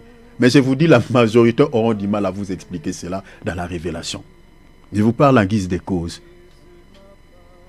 Parce que nous suivons certaines prédications de certains pasteurs qui ont fait des écoles théologiques, c'est très compliqué. Il vous explique la parole de manière littérale, sans l'esprit, sans la révélation.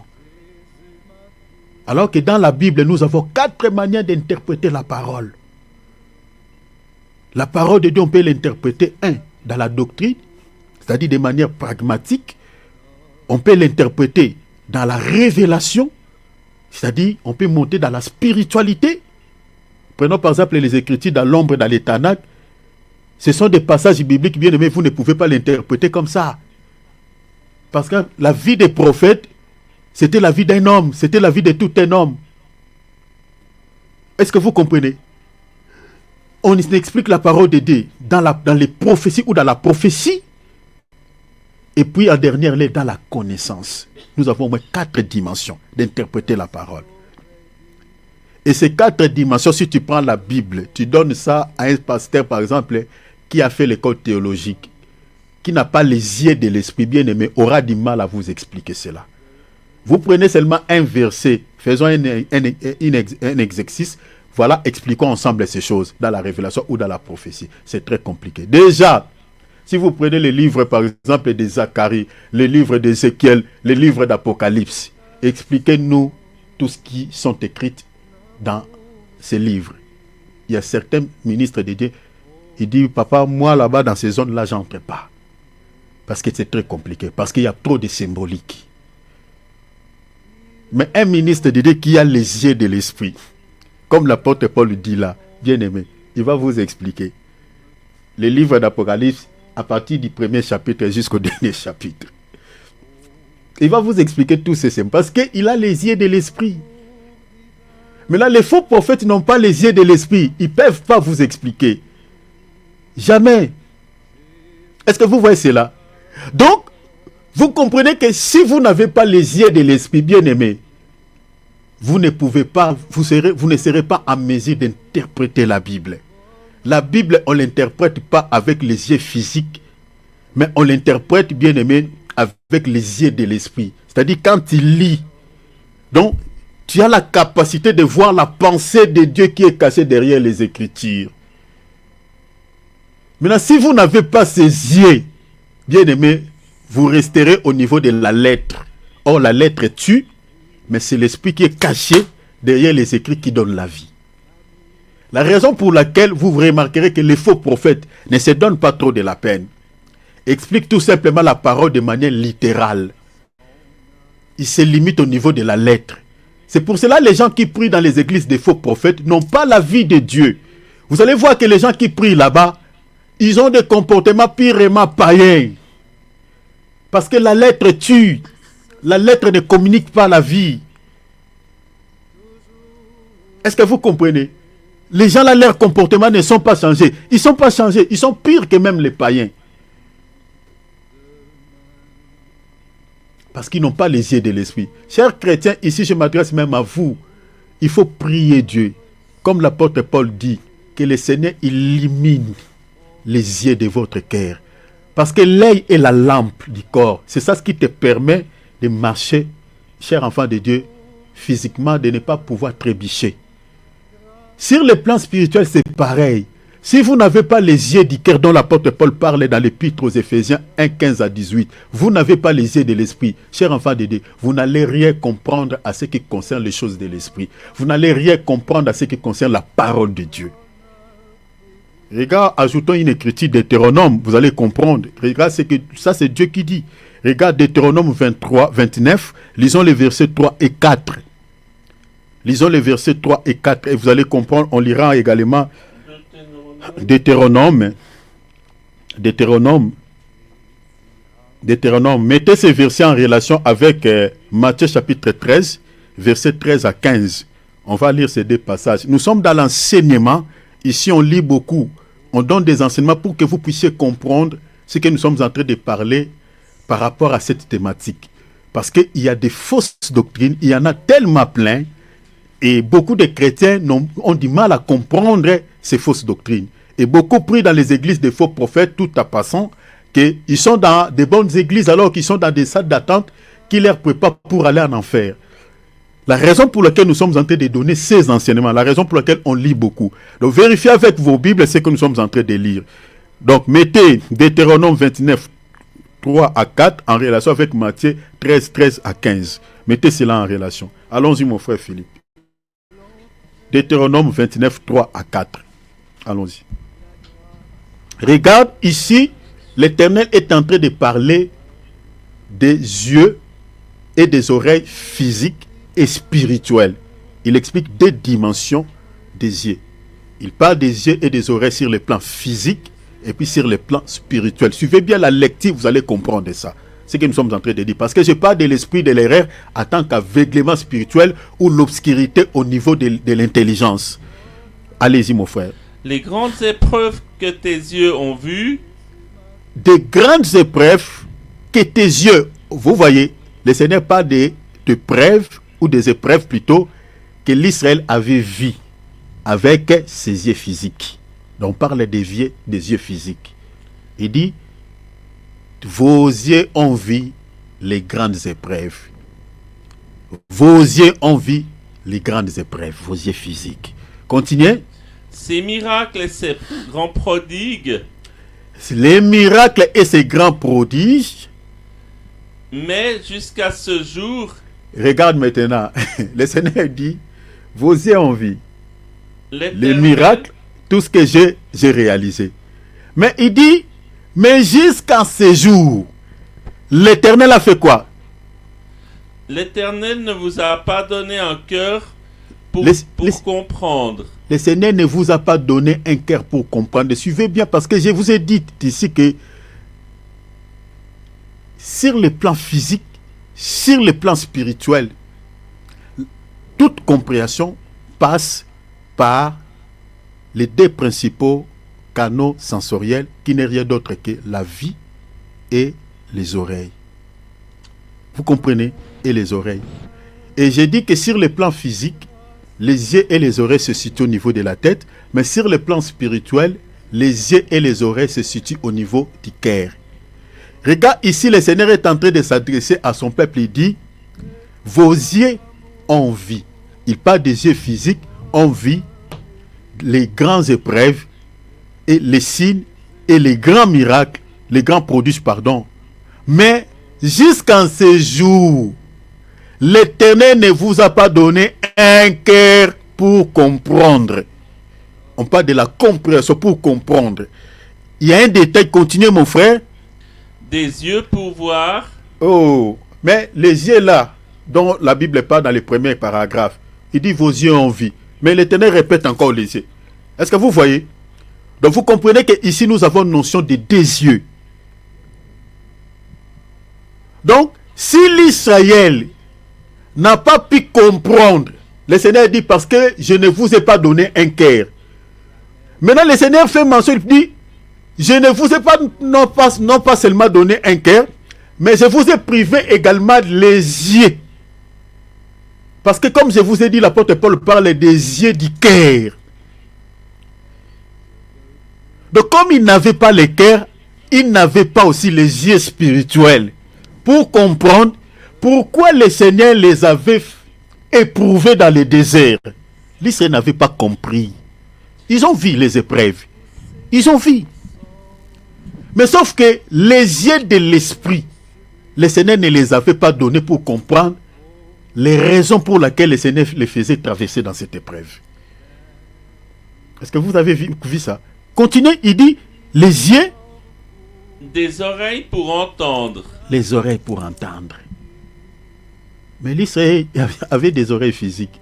Mais les oreilles dont le Seigneur parle ici, c'était les oreilles du cœur. Est-ce que vous avez vu ça? Donc ces deux passages nous montrent noir sur blanc que si vous n'avez pas les yeux de l'esprit, si vous n'avez pas les oreilles de l'esprit, chers enfants de Dieu, vous lirez la Bible et vous n'aurez pas la vie de Dieu qui est cachée. C'est ça.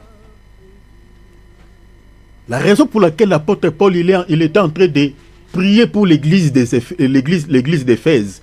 Il dit, je prie Dieu afin qu'il illumine les yeux de vos cœurs, afin que vous sachiez, afin que vous compreniez. Parce que si vous n'avez pas ces yeux du cœur, ces yeux de l'esprit, vous n'allez rien comprendre. Oh. Vous n'allez rien comprendre et vous n'aurez pas la vie de Dieu. C'est-à-dire vous êtes des aveugles spirituels. Et nous avons pas mal de chrétiens qui n'ont pas les yeux de l'esprit.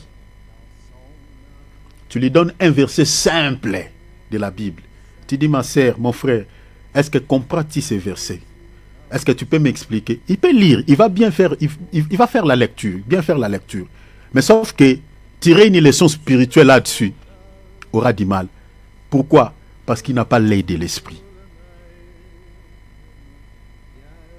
Et c'est ça l'état de tous les faux prophètes qui ne sont pas mandatés par Dieu. Parce que ici, Dieu dit dans Deutéronome, l'Israël, c'est moi Dieu qui vous ai privé du cœur, de l'esprit, qui vous ai privé de l'âme spirituelle. C'est-à-dire, vous donnez un cœur de l'esprit qui a des yeux spirituels afin que vous puissiez comprendre la raison pour laquelle je vous ai traversé dans les épreuves.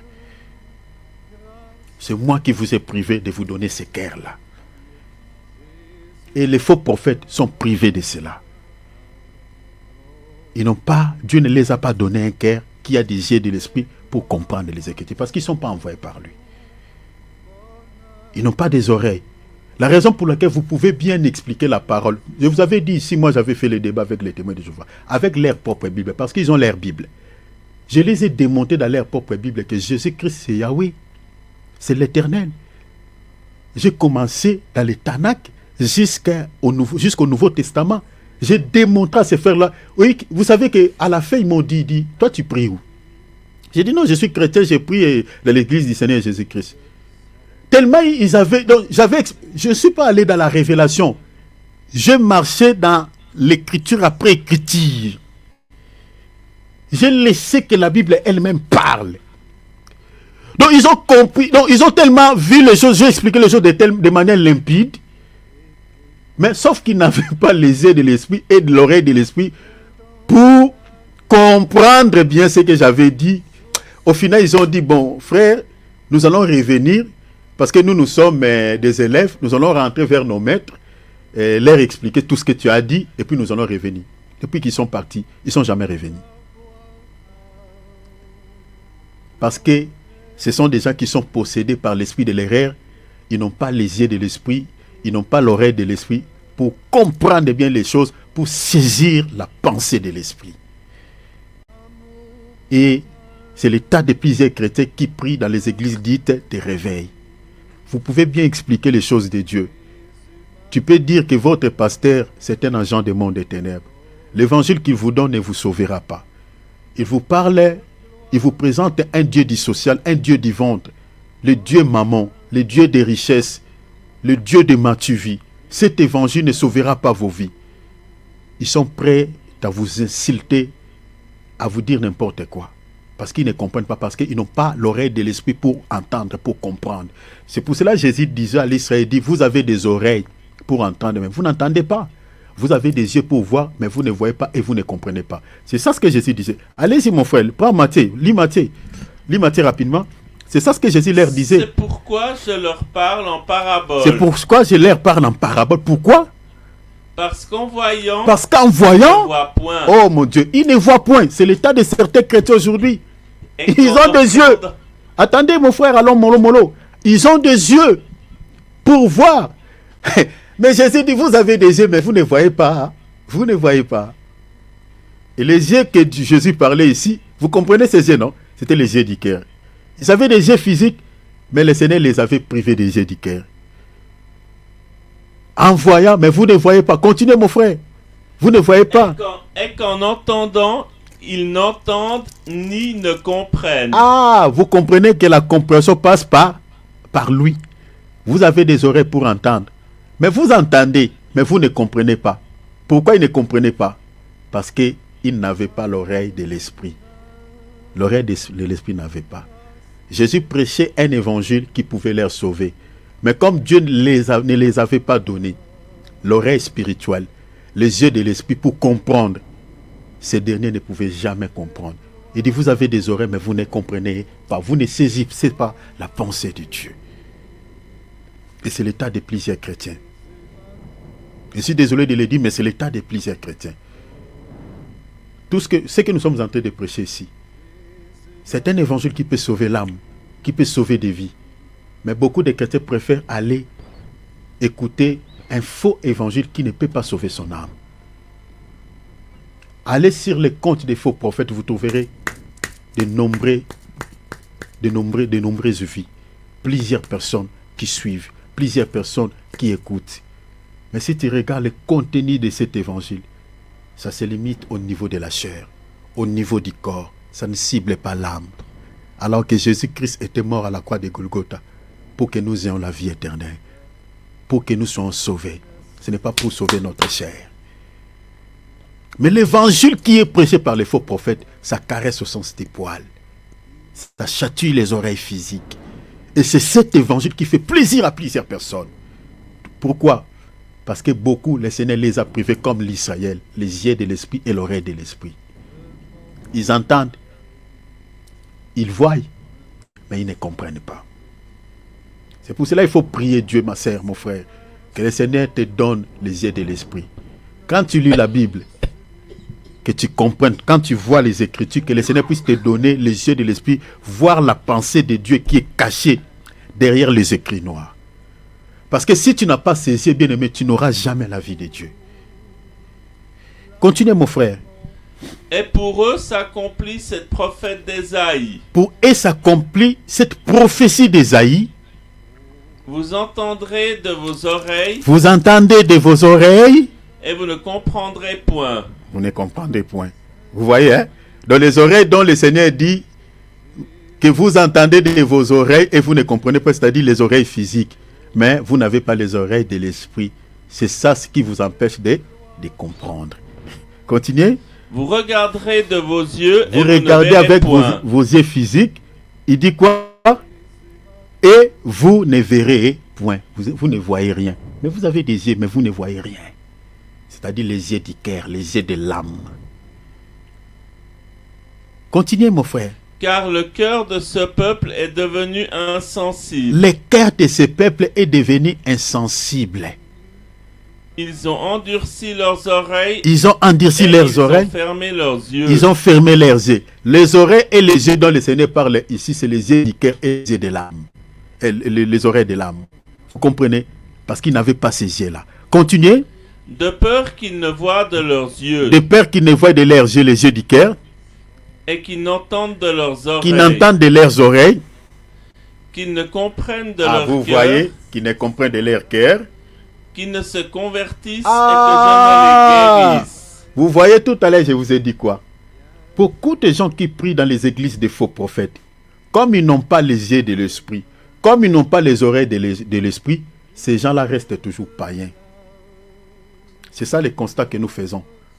La majorité des gens, mes bien-aimés, qui prient dans les églises des faux prophètes, ils ne sont jamais convertis. La plupart ne sont jamais convertis. C'est ça, ce que Jésus dit ici. Il dit, vous avez des yeux pour voir. Comme vous n'avez pas ces yeux-là, les yeux de l'esprit, mais vous avez que les yeux physiques. Comme vous n'avez pas les oreilles de l'esprit, vous ne comprenez rien à ce qui concerne la vie de Dieu. Vous ne comprenez rien à ce qui concerne la parole de Dieu. La raison pour laquelle vous ne pouvez pas se convertir. C'est ça la pensée. Vous ne pouvez pas se convertir. Pourquoi? Parce que la compréhension sur le plan spirituel est bloquée. C'est pour ça que je vous ai dit que toute compréhension passe par ces deux principaux canaux sensoriels, la vue et les oreilles. Ça, c'est sur le plan physique. Et sur le plan spirituel, c'est pareil. Parce que si quelqu'un ne comprend pas la parole de Dieu, même s'il est dans les péchés, il ne pourra pas se convertir. Il ne peut pas donner sa vie à Dieu. La raison pour laquelle aujourd'hui, vous pouvez prêcher certaines personnes la parole, qui vit dans l'impudicité, qui vit dans le mal. Il ne peut pas changer son cœur. Si Dieu ne lui donne pas l'oreille spirituelle, si Dieu ne lui donne pas les yeux de l'esprit pour comprendre. C'était l'état des enfants d'Israël. Le Seigneur dit, dans la partie ici, dans le verset 15, je prends seulement la dernière partie, il dit, des pères qui ne voient de leurs yeux, qui n'entendent de leurs oreilles, qui ne comprennent de leur cœur, qui ne se convertissent et que je les guérisse. Donc c'est-à-dire, si la compréhension, si ce peuple avait des yeux spirituels, si le peuple avait les oreilles de l'esprit, il comprendrait ce que je suis en train de dire et il se convertirait.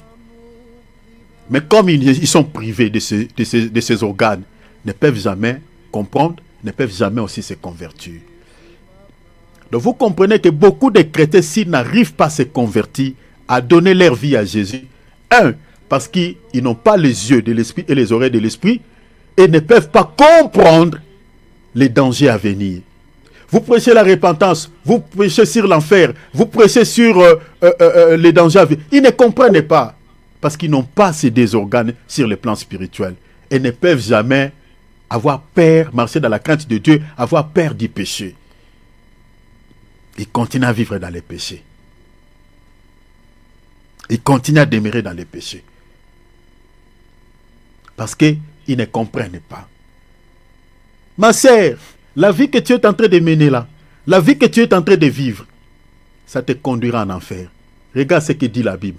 Regarde ce que Dieu dit. Regarde ce qui est prêché. Regarde. Comme il n'a pas les yeux de l'esprit, comme il n'a pas les oreilles de l'esprit, il attend avec les oreilles physiques. Il voit ce que tu dis, mais il ne peut pas comprendre. Et comme la compréhension est bloquée, il ne peut pas aussi se convertir. C'est pour cela, cher enfant de Dieu, tu dois prier Dieu, que le Seigneur te fasse grâce, qu'il te donne les yeux spirituels, les yeux du cœur dont l'apôtre Paul parle, qu'il te donne les oreilles spirituelles, afin d'écouter, de comprendre la parole de Dieu.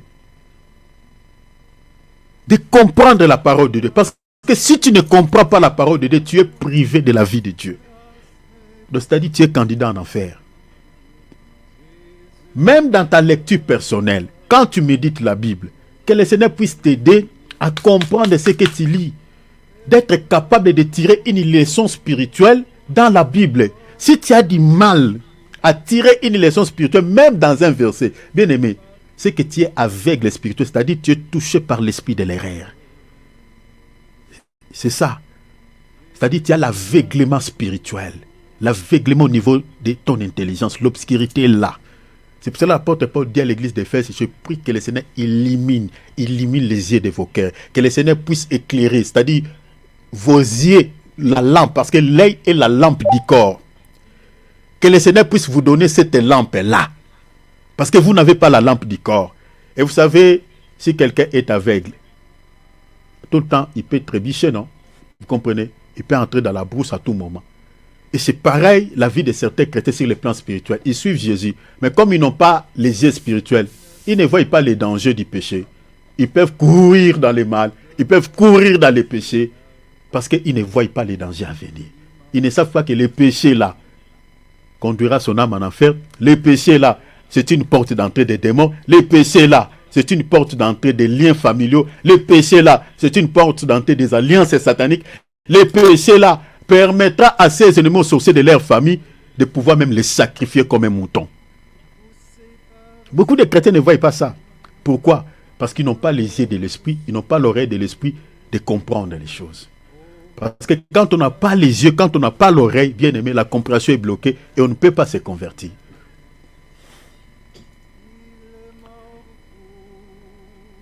Je m'arrête par là. Il y a beaucoup de choses à dire. Je crois que je vais continuer. Je continuerai, je vous parlerai de Luc 24. Vous allez comprendre beaucoup de choses encore par rapport à cela. Parce que dans Luc 24, le Seigneur a parlé beaucoup de choses par rapport à l'aveuglement spirituel. C'est comme l'église de Laodicée. Il s'est tapé des licks en disant que je suis riche et je n'ai plus besoin de rien. Le Seigneur dit, tu es aveugle. Tu es aveugle. Et je te conseille d'acheter la collyre pour oindre tes yeux afin que tu voies. Est-ce que vous voyez cela? Le Seigneur est en train de dire à l'église de Laodicée, cherchez la collyre. Oigne tes yeux, mettez sur tes yeux. Cela te permettra de voir. Parce que tu es aveugle. C'est l'état de plusieurs églises aujourd'hui. Ils se tapent des lits. Nous, dans notre église, voilà, nous sommes riches, il y a ceci, il y a ça. Et les regardent, voilà, les briques là, construits en marbre, tout ça. Et notre église, notre pasteur est riche, tout ça. La richesse matérielle, l'argent. L'évangile est centré sur ces choses. Mais leurs âmes ne sont pas préparées pour l'enlèvement de l'église. Et ces chrétiens-là continuent à prier dans ces églises-là. Ils se ressemblent à l'église de Laodicée. Ils se ressemblent à l'église de Laodicée. Ils sont des aveugles. Ils n'ont pas les yeux pour voir les dangers qui les attendent demain. Si vous êtes dans une église, l'évangile est centré sur la chair, sur les matières, sur les choses de ce monde, vous êtes sur le chemin de l'enfer. L'évangile doit cibler l'âme. L'âme. Jean 3,16, Jésus est mort à la croix de Golgotha pour que nous ayons la vie éternelle, pour nous épargner de l'enfer. Amen. Maintenant, si l'évangile ne cible pas votre âme, vous n'aurez pas la vie de Dieu. Et dans certaines églises, les chrétiens continuent à prier dans des églises pareilles. Ils se ressemblent à l'église de Laodicée. Ils sont des aveugles. Ils ont besoin de quoi? De la collyre. Oindre leurs yeux. Et ça, je vous parlerai plus en détail, par la grâce de Dieu, le mercredi prochain. Parce que demain, c'est dimanche. C'est l'homme de Dieu Alex qui va prêcher et qui va nous donner la parole. Donc, sauf changement des dernières minutes, mais je crois que c'est l'homme de Dieu qui va nous donner la parole. Sinon, Dieu vous bénisse abondamment. J'ai envie de continuer, mais le temps nous fait défaut, donc mon temps est épuisé. Merci pour votre patience. Voilà, d'être là, d'entendre ce que nous sommes en train de partager. Ce n'est pas un temps perdu, le temps que vous avez consacré à la parole. Vraiment, Dieu vous soit favorable en toutes choses. Ici, je m'adresse à tous les bien-aimés qui nous suivent en direct Facebook, qui nous suivent en direct YouTube. Dieu vous bénisse abondamment. Et à tous les bien-aimés du groupe WhatsApp, le Seigneur vous bénisse également abondamment. Prie le Seigneur, que le Seigneur te donne la capacité de comprendre la parole. Que le Seigneur te donne les yeux de l'esprit. Que le Seigneur illumine les yeux de ton cœur. Parce que la Bible dit, l'œil est la lampe du corps. Si ton œil est à bon état, tout ton corps sera éclairé. C'est-à-dire, tu ne peux pas trébucher. Mais si ton œil est à mauvais état, tout ton corps sera dans les ténèbres. C'est-à-dire, tu ne pourras pas bien marcher. Or, sur le plan spirituel, si ton œil spirituel est à mauvais état, tu ne sauras pas, tu ne comprendras pas, tu ne pourras pas discerner les biens et les mal. Tu auras du mal. Tu vas confondre les choses. Tu vas confondre ce qui est de Dieu et ce qui n'est pas de Dieu. Donc c'est vraiment un aveugle, quoi. Tu seras totalement dans la confusion. Alors que selon la prophétie de Joël, le Seigneur dit, mon peuple ne sera plus jamais dans la confusion. Vous comprenez? Plus jamais dans la confusion. Prie le Seigneur, que le Seigneur illumine les yeux de ton cœur. Quand tu tiens la Bible, quand tu médites la Bible, que le Seigneur puisse te donner l'éclairage sur les yeux spirituels, afin de pouvoir voir la pensée de Dieu qui est cachée dans sa parole. Même quand tu attends un faux enseignement, que le Seigneur te donne l'oreille spirituelle, de refouler toute fausse doctrine, de refouler tout faux enseignement. Prie le Seigneur à la manière dont tu as compris cette exhortation. Prions, alléluia. Père, de ta parole, laisse-moi autour de toi, t'écrire un chant parce que tu es la lumière, Père, éternel, donne-nous tout Restons l'esprit de ensemble peur, Seigneur Dieu Tout-Puissant, sois notre Dieu, Père, prends la Laisse-moi première place dans tout t'écrire ce que nous un chant voulons et dans tout ce que nous nouveau. faisons au nom de Jésus. Je bénis ton peuple, que ton peuple soit béni. Ce soir, que soit une soirée de bénédiction, de grâce, de faveur, une soirée, Père, où tes enfants dans leur demeure, Seigneur, qui puissent rester dans ta présence, même cette nuit, que tu ouvres les yeux de nos oreilles, que tu nous parles encore. Seigneur, visite-nous, protège tes enfants. Seigneur, garde et préserve tout ce qui n'est pas de toi dans la vie de tes enfants. Tout ce qui est le plan de l'ennemi, que ce soit dans nos familles, dans nos vies, tout ce qui n'est pas de toi, que ce soit des morts subites, tout ce qui n'est pas de toi, que ce soit des accidents, des incidents, nous détruisons au nom de Jésus-Christ. Que tout le plan de l'ennemi échoue, que tout le plan de l'ennemi échoue, qu'ils soient dans la confusion. Seigneur, que tous ceux qui ont mis des pièges contre nos vies, Seigneur, que eux-mêmes tombent dans leurs propres pièges. Ceux qui ont creusé de trous, ceux qui ont creusé des fosses pour tes enfants, que eux-mêmes tombent dans ces fosses au nom de Jésus-Christ. Nous déclarons, Seigneur, ta protection dans la vie de tes enfants. Veille sur nos vies, Seigneur. Tu es notre protecteur. Seigneur Dieu Tout-Puissant, que ta main puissante protège tes enfants dans leurs préoccupations, dans leurs occupations, partout où ils peuvent se retrouver. Que ta grâce, Seigneur, soit dans leur vie et que toi tu les épargnes du danger. Tes anges campent tout autour de nous, nous arrachent contre les dangers au nom de Jésus-Christ. Seigneur, 8 hommes à nos côtés, 10 000 à nos droites, nous ne serons pas à terre. Au nom de Jésus.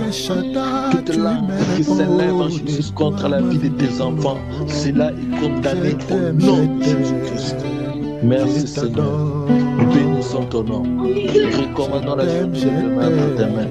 Seigneur, nous voulons encore vivre ta présence demain. Au nom puissant de Jésus, te disons merci.